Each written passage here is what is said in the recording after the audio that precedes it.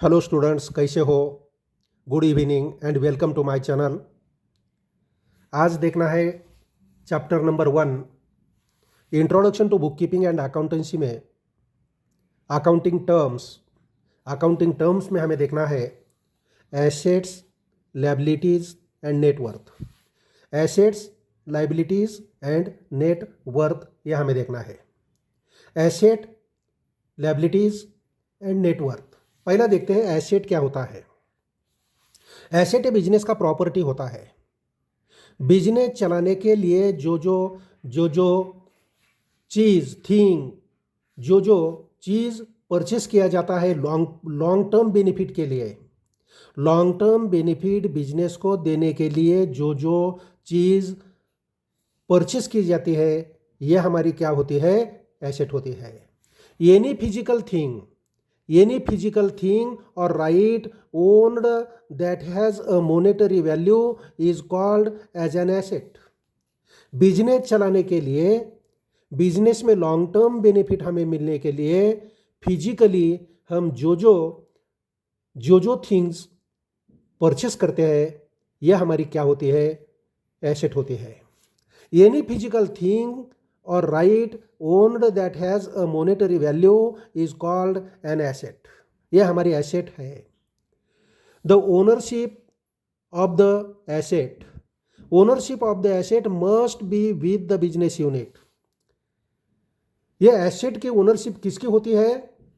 Owner की नहीं, business unit की ओनरशिप होती है। एसेट के ऊपर ओनरशिप किसकी होती है? बिजनेस की होती है, ओनर की नहीं होती है। बिजनेस के लिए एसेट परचेस किया है, बिजनेस के लिए थिंग्स परचेस किया है, चीज़ परचेस किया है, ये लॉन्ग टर्म बिजनेस को बेनिफिट देने के लिए ये बिजनेस के एसेट है, ये ओनर की नहीं है। बिजनेस की एसेट रहती है। फॉर एग्जांपल लैंड है, goodwill, patents, computer, machinery, furniture, ये सब क्या है? फिक्स्ड एसेट है। Any physical thing or right owned that has a monetary value is called as an asset. जो चीज़ हम बिजनेस के लिए परचेस करते हैं, जो चीज़ से हमें बिजनेस को लॉन्ग टर्म बेनिफिट मिलता है, ऐसे चीज़ को जो मोनेटरी में, मनी में एक्सप्रेस होती है, ये चीज़ को हम क्या कहते हैं? एसेट्स कहते हैं। ये एसेट की ओनरशिप, एसेट के ऊपर ओनरशिप किसकी होती है? बिजनेस यूनिट की ओनरशिप होती है। तो इसके ऊपर ओनर का ओनरशिप नहीं होता है। इसके बाद हमें देखना है टाइप्स ऑफ एसेट्स। एसेट्स के टाइप्स कितने हैं? There are 3 types of asset. Assets के टाइप 3 है। पहला टाइप है फिक्स्ड एसेट्स, इसको नॉन करंट एसेट्स भी बोलते हैं। फिक्स्ड एसेट्स और नॉन करंट एसेट, जो करंट एसेट नहीं है वही फिक्स्ड एसेट है। फिक्स्ड एसेट वही है जो करंट एसेट नहीं है। ये फिक्स्ड एसेट क्या होती है? ये फिक्स्ड एसेट्स बिजनेस को लॉन्ग टर्म बेनिफिट देती है, इसीलिए इसे बोलते हैं फिक्स्ड एसेट्स। जो एसेट बिजनेस को लॉन्ग टर्म तक बेनिफिट देती है उसे फिक्स्ड एसेट्स बोलते हैं। The assets which give long-term benefit to the business are known as fixed asset। Business को लॉन्ग टर्म बेनिफिट देने वाली जो एसेट है, ये एसेट हमारी फिक्स्ड एसेट होती है। For example land and building है, प्लांट एंड मशीनरी, गुडविल है, मशीनरी, फर्नीचर, ये सब क्या है? हमारी फिक्स्ड एसेट है। These assets may be tangible और intangible। ये एसेट जो है टेंजिबल भी हो सकती है। टेंजिबल मीन्स फिजिकल हो सकती है, हमें आँखों से दिखती है या हम उसे टच कर सकते हैं, या इनटेंजिबल भी हो सकती है, आँखों से दिखती नहीं है या हम टच भी नहीं कर सकते। दोनों टाइप के एसेट होती है, लेकिन इसका बेनिफिट हमारे बिजनेस को लॉन्ग टर्म के लिए मिलता है। ऐसे एसेट को हम फिक्स्ड एसेट्स और नॉन करंट एसेट्स बोलते हैं। दूसरा टाइप हमें देखना है करंट एसेट्स। करंट एसेट्स क्या होता है? बिजनेस में ऐसी एसेट होती है जिसका बेनिफिट हमें ड्यूरिंग द ईयर मिलता है। बिजनेस में ऐसी एसेट होती है जिसी का बेनिफिट हमें करंट ईयर में मिलता है या मोर देन 1 ईयर मिलता है। 1 साल के लिए बेनिफिट मिलता है, लॉन्ग टर्म के लिए बेनिफिट नहीं मिलता, यह हमारी करंट एसेट होती है। Assets which are held in the business for the operating year and can be converted into cash very easily are called current asset. Current asset क्या होती है? ये एसेट से हमारे बिजनेस को क्या होता है, ऑपरेटिंग ईयर में, करंट ईयर में बेनिफिट मिलता है, लॉन्ग टर्म बेनिफिट मिलता नहीं है, और इसका कन्वर्शन कैश में हम क्या कर सकते हैं, इजीली कर सकते हैं। इसे हम बोलते हैं करंट एसेट्स। 1 साल के लिए बेनिफिट देने वाली एसेट और जिसी का कन्वर्शन हम इजीली कैश में कर सकते हैं, यह एसेट हमारी करंट एसेट होती है। Assets which are held in the business for the operating year, current year and can be converted into cash very easily and called as current asset, उसे हम करंट एसेट बोलते हैं। For example कौन सी asset होती है? Debtors है, bills receivable है, cash in hand है, कैश एट बैंक है, स्टॉक है। आउटस्टैंडिंग क्या है? करंट एसेट ये हो गए। आउटस्टैंडिंग इनकम हो सकता है, आउटस्टैंडिंग इंटरेस्ट हो सकता है, ये सब क्या है, हमारी करंट एसेट है। इसके बाद तीसरा टाइप हमें देखना है, C number, fictitious assets. Fictitious assets क्या होती है? एसेट का ये टाइप तीसरा है, fictitious asset. These assets are not represented by tangible possession और प्रॉपर्टी। ये एसेट हमें आंखों से दिखती नहीं है, टेंजिबल नहीं रहती है, ये टचेबल नहीं रहती है, इसका पोजेशन और प्रॉपर्टी, इसका पोजेशन नहीं होता है, ये दिखती नहीं है asset. These assets are not represented by tangible possession or property. ये एसेट रिप्रेजेंट क्या करती है? ये टेंजिबल नहीं होती है। They are imaginary asset. ये एसेट कैसी रहती है? इमेजिनरी रहती है। हम एसेट को टच नहीं कर सकते, इसको देख नहीं सकते, इनटेंजिबल एसेट होती है, लेकिन इसका वैल्यू कैसा रहता है? मनी में रहता है। But do not have any realisable value, इसको रिलाइजेबल वैल्यू नहीं होता है, मॉनेटरी रहता है, मनी में एक्सप्रेस कर सकते हैं, लेकिन इसको रिलाइजेबल वैल्यू नहीं रहता है। तो फॉर एग्जाम्पल दे सकते हैं deferred revenue expenses like advertisement paid for 4 years. ये फिक्टिशियट एसेट कौन सी हो सकती है? Deferred revenue expenses. ये डिफर्ड रिवेन्यू एक्सपेंसेस क्या होते हैं? सपोज एडवर्टाइजमेंट एक्सपेंसेस है, एडवर्टाइजमेंट एक्सपेंसेस के ऊपर 20 लाख एडवर्टाइजमेंट के लिए पे किया है, तो इसका जो बेनिफिट हमें मिलने वाला है बहुत लॉन्ग टर्म के लिए तो नहीं मिलने वाला और 1 साल के लिए भी नहीं मिलने वाला। तो एडवर्टाइजमेंट का जो बेनिफिट है हमें 4 साल में मिलने वाला है। इसीलिए ये जो एक्सपेंसेस है 1 साल में हमने ले लिया तो हमारा प्रॉफिट जो बिजनेस का है ये रॉन्ग आएगा। एडवर्टाइजमेंट का इफेक्ट हमारे बिजनेस के ऊपर, बिजनेस एक्टिविटीज़ के ऊपर 4 साल में होने वाला है, तो ये एडवर्टाइजमेंट का जो अमाउंट है ये 4 साल में डिस्ट्रीब्यूट करना पड़ेगा। मीन्स एवरी ईयर अमाउंट कितना लेना पड़ेगा? 5 lakh profit and loss account के डेबिट साइड पर। एवरी ईयर अमाउंट कितना लेना पड़ेगा? 5 lakh profit and loss account के डेबिट साइड पर, और पहले साल में बाकी का जो अमाउंट है बैलेंस 15 लाख, यह हमारी एसेट होती है। दूसरे साल में और प्रॉफिट एंड लॉस अकाउंट के डेबिट साइड पर और 5 लाख हम लेंगे। 5 लाख लिया तो balance sheet asset side 10 lakh balance रहेगा, ये हमारी एसेट होती है। ऐसे 4 साल में हम इसको क्या कर सकते हैं? अपीयर कर सकते हैं। तो 4 साल तक, पहले साल में 15 लाख ये हमारी एसेट रहेगी, दूसरे साल में 10 लाख रहेगा, तीसरे साल में 5 लाख रहेगा और चौथे साल में ये एसेट जो है हमारी नील हो जाएगी और every year profit and loss account के डेबिट साइड पर हम इसको 5 लाख 5 लाख 5 लाख 5 लाख लेते हैं। यह हमारी क्या होती है, डिफर्ड रिवेन्यू एक्सपेंसेस होता है। तो ये हो गया हमारा एसेट। एसेट के बाद हमें देखना है लिएबिलिटीज़ क्या है। लिएबिलिटीज़ मीन्स बिजनेस को लोगों का जो देना है, इसे हम लिएबिलिटीज़ कहते हैं। बिजनेस को देना है, लोगों का अमाउंट देना है, amount payable by the business to others is known as liability. दूसरे का जो बिजनेस को देना है, बिजनेस को जो अमाउंट पे करना है दूसरे का, उसे हम क्या कहते हैं, लिएबिलिटीज़ कहते हैं। ये हमारी लिएबिलिटीज़ है। बिजनेस को दूसरे का जो देना है वो बिजनेस की क्या है, लिएबिलिटी है। Amount payable by the business to others is known as liability. Business को दूसरे का जो अमाउंट देना है ये बिजनेस की लायबिलिटी होती है। It is a debt or amount due from the business to others for the benefit received by the business unit. Business unit को पहले ही बेनिफिट में मिलने के लिए, बिजनेस यूनिट को बेनिफिट मिलने के लिए बिजनेस ने जो दूसरे का पैसा लिया है वही अमाउंट ये बिजनेस का क्या होता है, फ्यूचर में देना पड़ता है, अमाउंट पेबल होता है। इसे हम लिएबिलिटीज़ बोलते हैं।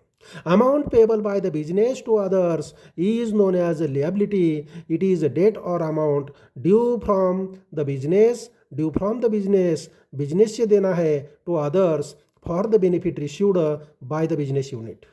बिजनेस यूनिट को जो बेनिफिट मिला है, ये बेनिफिट के बदले में लोगों का जो अमाउंट देना है फ्यूचर में, इसे हम क्या बोलते हैं, लिएबिलिटीज़ बोलते हैं। ये लिएबिलिटीज़ कौन से टाइप की होती है, loan taken, creditors, bank overdraft, outstanding expenses, ये सब क्या है, लिएबिलिटीज़ है।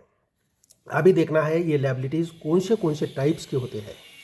लिएबिलिटीज़ के टाइप्स कौन से होते हैं, types of liabilities. Types of liabilities, पहली लायबिलिटीज़ है fixed liabilities. Fixed liabilities, one of the major source of funds in the business is fixed liabilities.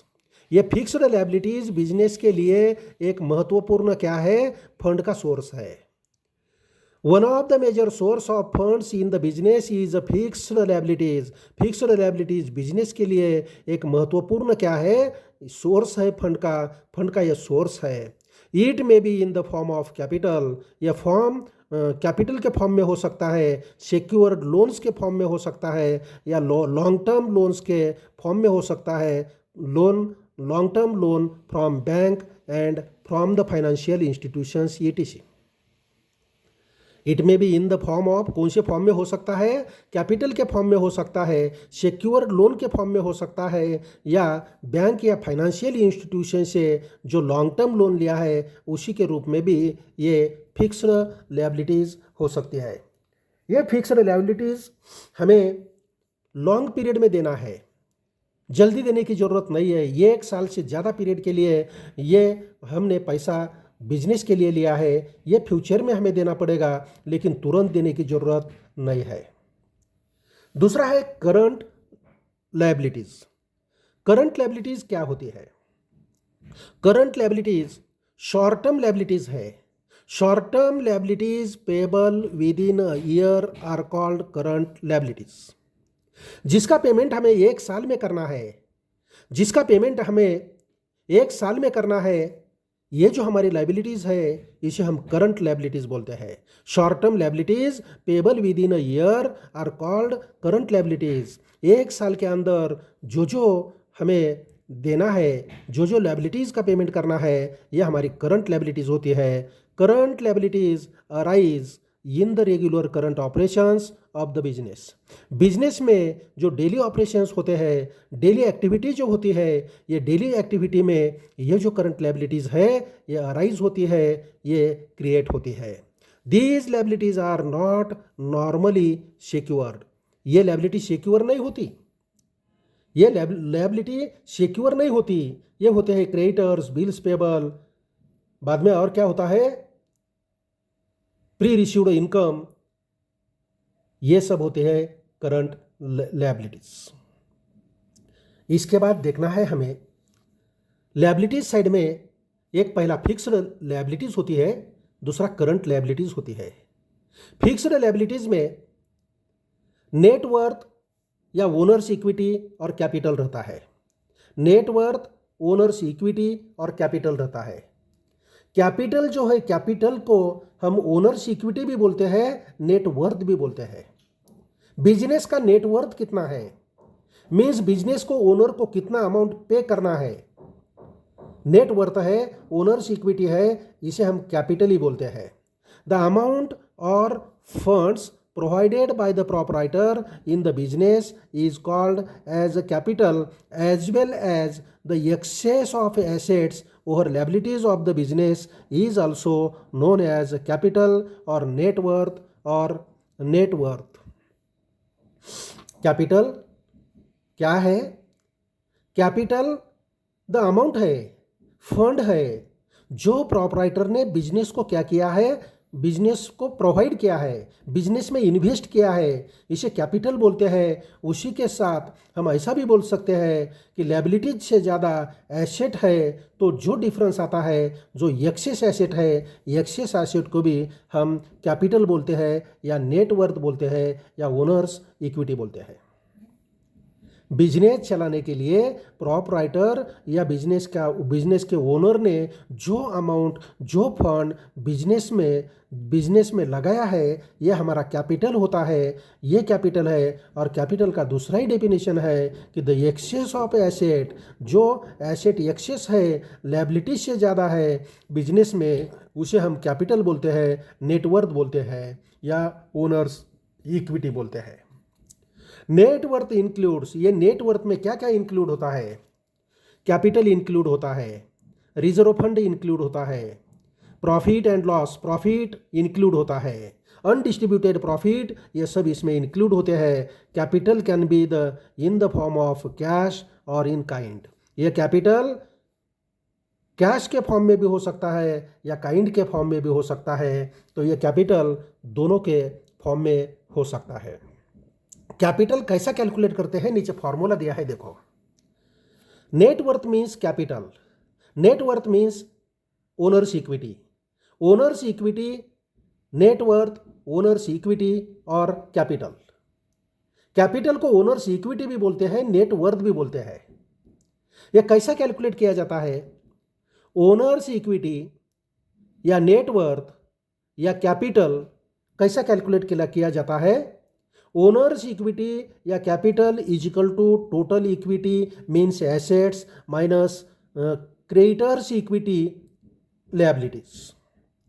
Creditors equity या लायबिलिटीज मीन्स एसेट से हमने ये क्रेडिटर्स की इक्विटी, क्रेडिटर्स लायबिलिटी लेस किया, तो हमारे बिजनेस में क्या रहता है? कैपिटल रहता है। बिजनेस में जो लायबिलिटी है, लायबिलिटी आउटसाइडर लायबिलिटी और इंटरनल लायबिलिटीज भी होते हैं।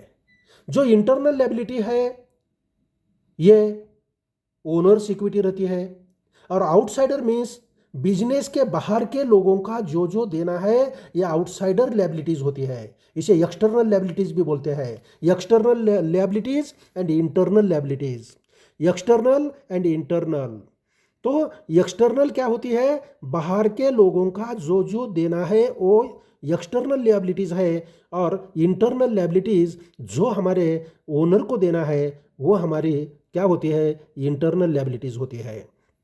तो ओनर्स इक्विटी कैलकुलेट करने के लिए फॉर्मूला यूज़ किया जाता है, टोटल इक्विटी या एसेट्स माइनस क्रेडिटर्स इक्विटी या लायबिलिटी, ये फॉर्मूला यूज़ किया जाता है।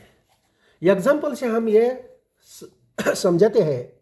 देखो, पहला एग्जाम्पल दिया है, if the capital of business is 4 lakh. Business का कैपिटल कितना है? 4 lakh.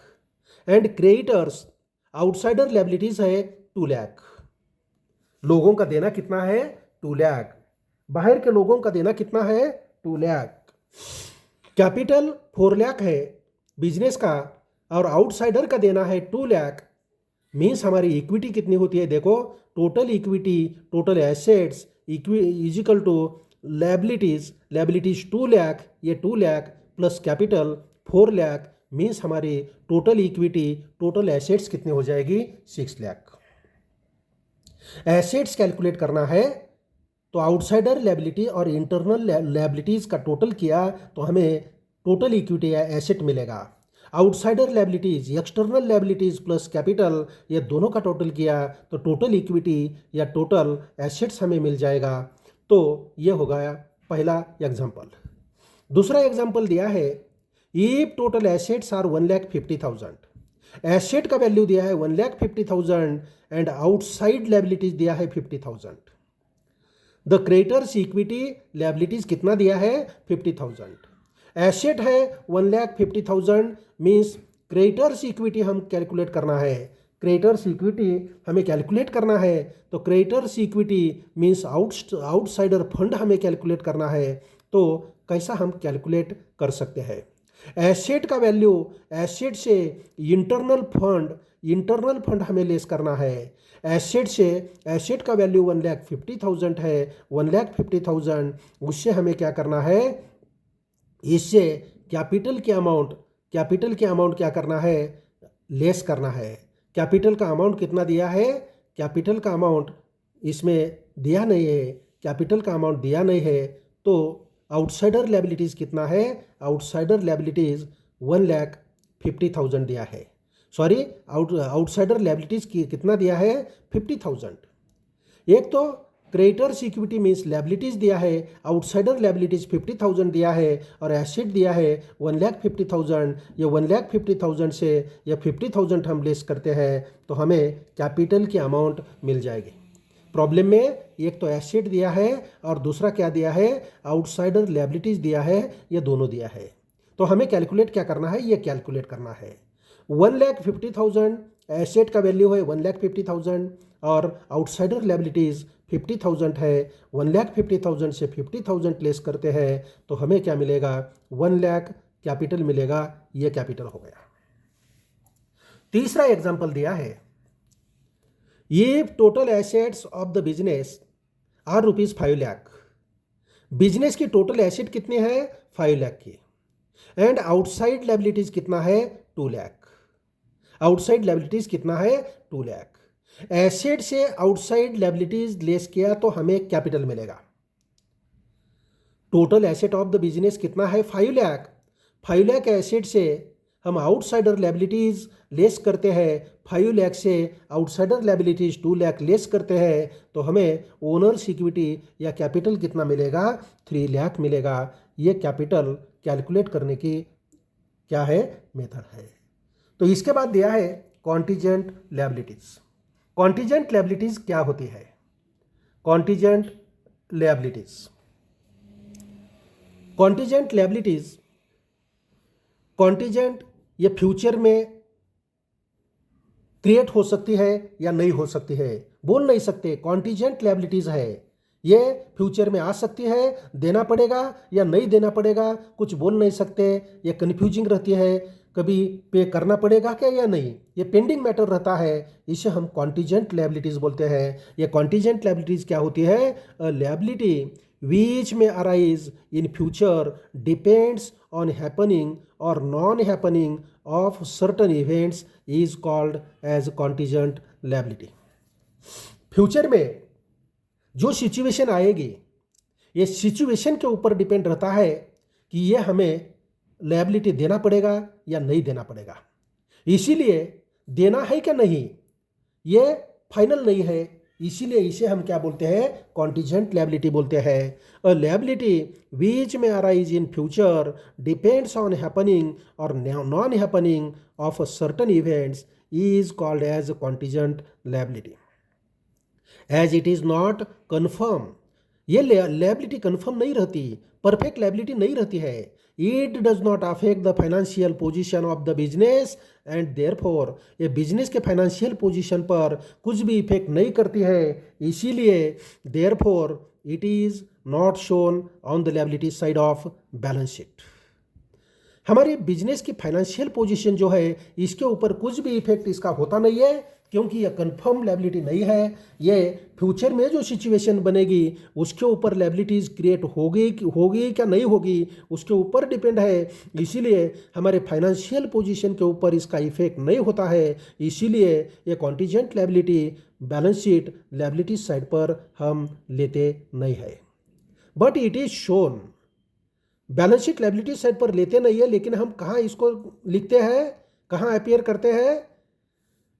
But it is shown by way of footnote to balance sheet simply as information. Balance sheet के नीचे हम नोट में, फुट नोट में इसको लिख सकते हैं कि यह हमारी कॉन्टीजेंट लायबिलिटी है। फॉर एग्जाम्पल कैसी लायबिलिटी हो सकती है ये? A worker makes a claim compensation of rupees 5,000. Worker makes a claim for compensation of 5,000 against the business and the decision is pending in the court. Compensation मिलने के लिए worker ने क्या किया है? क्लेम किया है 5,000 का बिजनेस के अगेंस्ट, और ये डिसीजन कोर्ट में पेंडिंग है। कोर्ट में पेंडिंग है तो कोर्ट का रिजल्ट कैसा लगता है उसके डिपेंड, इसके ऊपर ये लायबिलिटीज हमारी बन सकती है। कोर्ट ने वर्कर के हिसाब से डिसीजन दे दिया, वर्कर के फेवर में डिसीजन दिया, तो ये अमाउंट हमें पे करना पड़ेगा। और वर्कर के फेवर में डिसीजन नहीं दिया तो यह अमाउंट पे करने की ज़रूरत है क्या? नहीं। तो ये जो है इसे हम बोलते हैं contingent liability. It may be future liability of a business on happening of an even court verdict. Court के ऊपर डिपेंड है ये लायबिलिटीज बन सकती है या नहीं। कोर्ट का डिसीजन फ्यूचर में क्या लगता है उसके ऊपर ये डिपेंड होती है। इसीलिए ये देना है क्या नहीं ये फाइनल नहीं रहता। इसीलिए बैलेंस शीट में ये लेते नहीं है। बैलेंस शीट के नीचे फुट नोट में हम कॉन्टीजेंट लायबिलिटीज मेंशन करते हैं। तो ओके स्टूडेंट, ये वीडियो आपको पसंद आया तो इसको लाइक करो, शेयर करो और मेरे चैनल को सब्सक्राइब करो। सब्सक्राइब करने को मत भूलो। Okay, bye.